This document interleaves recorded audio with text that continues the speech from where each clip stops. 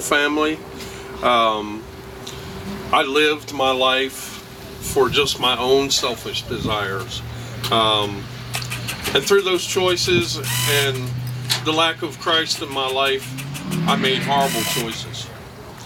And I got into a drug addiction, an alcohol abuse problem, a relationship problem with myself and everyone else that I came in contact with.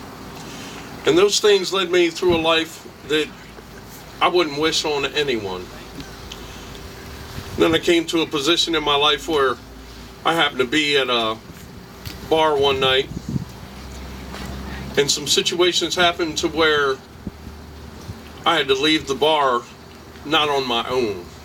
And I felt really belittled and just not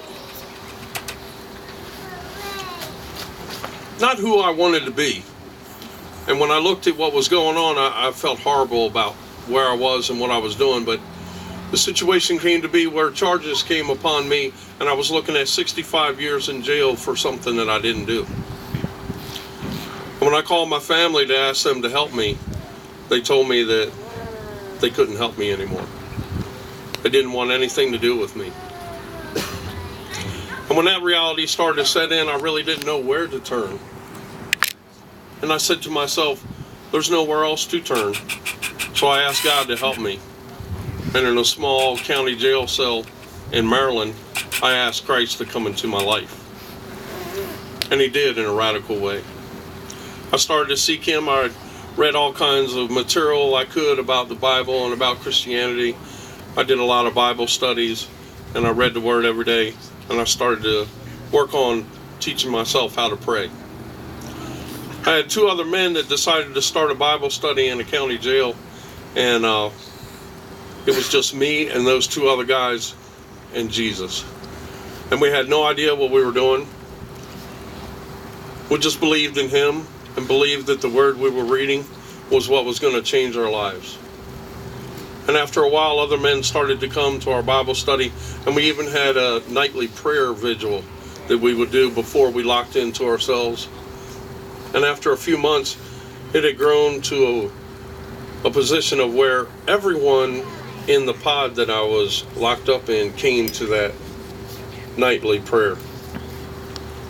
And I hope many people here haven't been to jail, but that rarely ever happens, where everyone comes in one accord and says a prayer under one God. And when that started to happen, I started to say, the Lord can do anything through anybody if your heart is right and you want to seek Him. So, came to be that situations came around to where they believed that I was not the person that had committed the crime that they accused me of. And some other things came about to where the person that had accused me had a lot of issues of their own. And what I got from all that was that person wasn't much unlike me. They had a lot of problems too. And a lot of their choices had led them down the road that they were on, to where they were in such a state of not being able to control themselves just as much as I wasn't able to control myself. And I prayed for that person so that they would come to know Christ.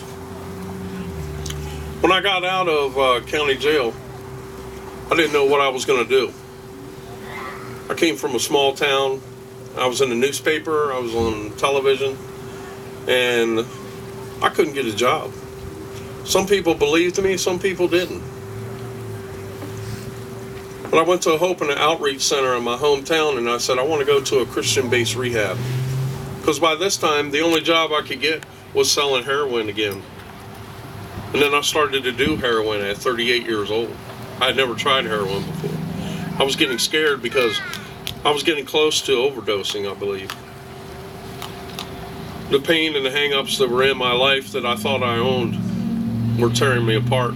And I was using drugs to suppress them. So this lady in my hometown that has a Hope and Outreach Center, she started to ask me to do some things. She said, I want you to go to church every Sunday. I want you to volunteer in our thrift store. And I want you to go to Celebrate Recovery meetings, which are Christian-based abuse meetings of any kind.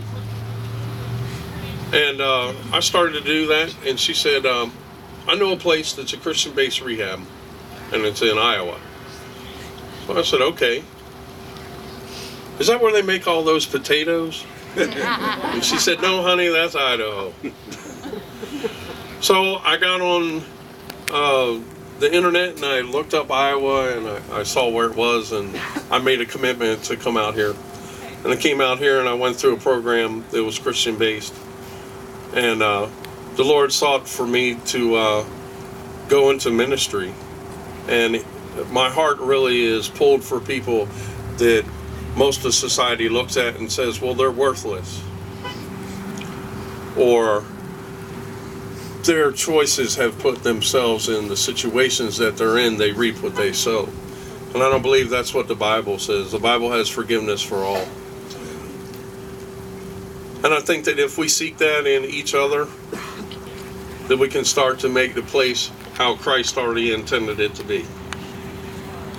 Thank you.